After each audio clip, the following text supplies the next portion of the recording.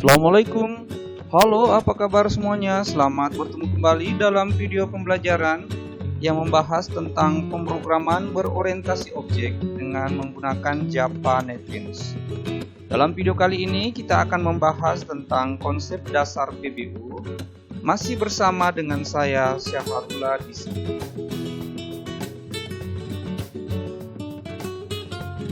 Dalam video sebelumnya kita juga sudah membahas tentang konsep dasar PBO. Yang kita bahas adalah konsep objek dan konsep kelas. Dalam video kali ini kita akan lanjutkan membahas tentang konsep dari pemrograman berorientasi objek, dan kita mulai dengan konsep abstraksi data tipe.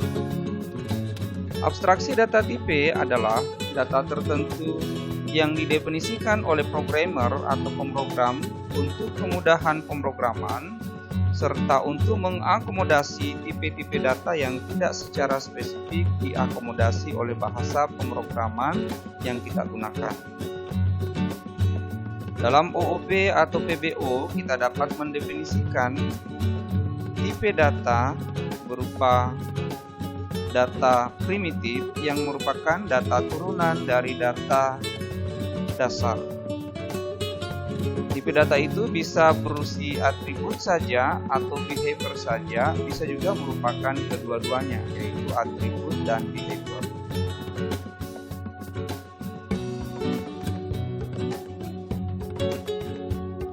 Konsep PBO yang kedua atau karakteristik dari PBO yang kedua adalah instantiation.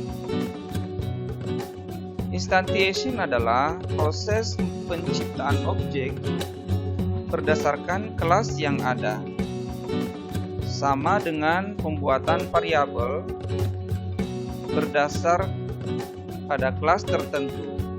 Biasanya ditandai dengan penggunaan kata kunci new.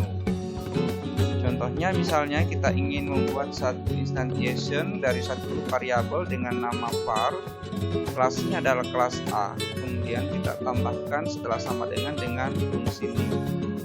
Contoh lain misalnya kita gunakan kelas scanner dengan variabel input sama dengan new scanner system TTL. Karakteristik dari PBO yang berikutnya adalah inheritance atau pewarisan. Konsep inheritance atau pewarisan dalam pemrograman berorientasi objek didefinisikan sebagai berikut, yaitu pewarisan atribut dan behavior atau perilaku dari sebuah kelas kepada kelas yang lain.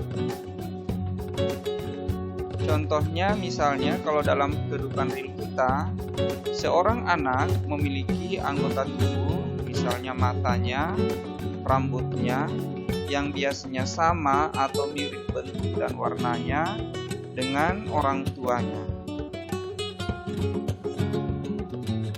Ini kita sebut dengan pewarisan DNA.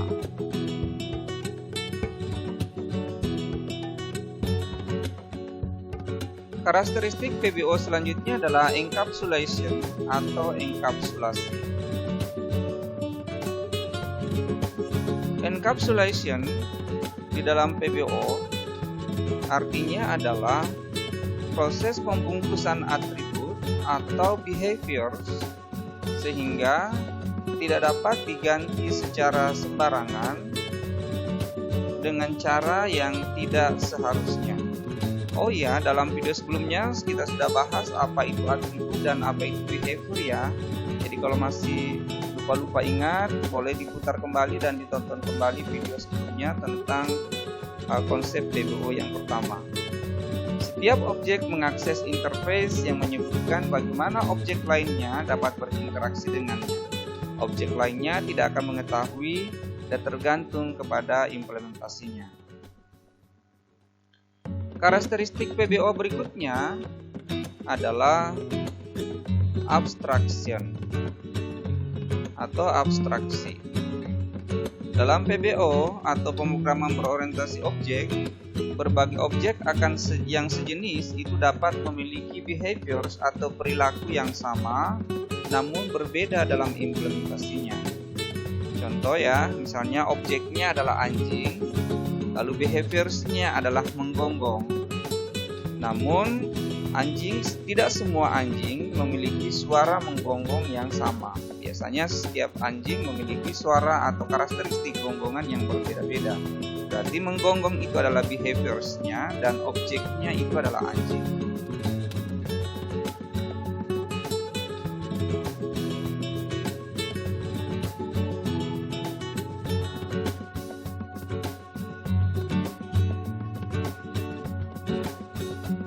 Selanjutnya, karakteristik dari PBO yang berikutnya adalah polymorphism atau polimorfisme.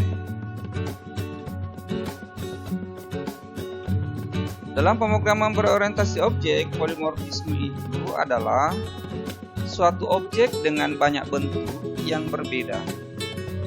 Adalah konsep sederhana dalam pemrograman berorientasi objek yang berarti kemampuan dari suatu variabel atau field referensi objek untuk memiliki aksi berbeda bila metode yang sama dipanggil, di mana aksi metode tersebut tergantung dari tipe objeknya.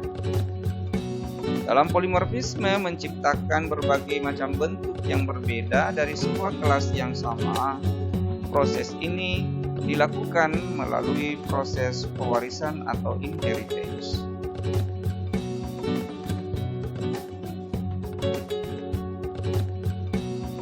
Selanjutnya, karakteristik berikutnya adalah konstruktor. Konstruktor dalam pemrograman berorientasi objek yaitu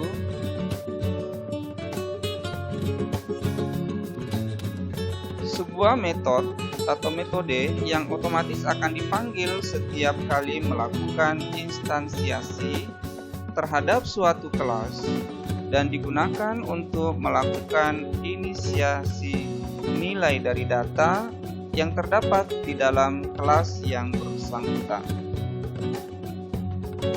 Nah, konstruktor itu biasanya mempunyai nama atau memiliki nama sama dengan nama kelasnya. Jadi kalau kelasnya misalnya namanya kelas kendaraan, maka konstruktornya juga namanya kendaraan. Lalu kemudian ciri dari konstruktor berikutnya adalah tidak memiliki return type sama sekali, berarti tidak membutuhkan type point. Dan jika kita tidak deklarasikan, maka dia akan menggunakan use the power. Sekian dulu ya video kita kali ini yang membahas karakteristik atau konsep dari pemrograman berorientasi objek.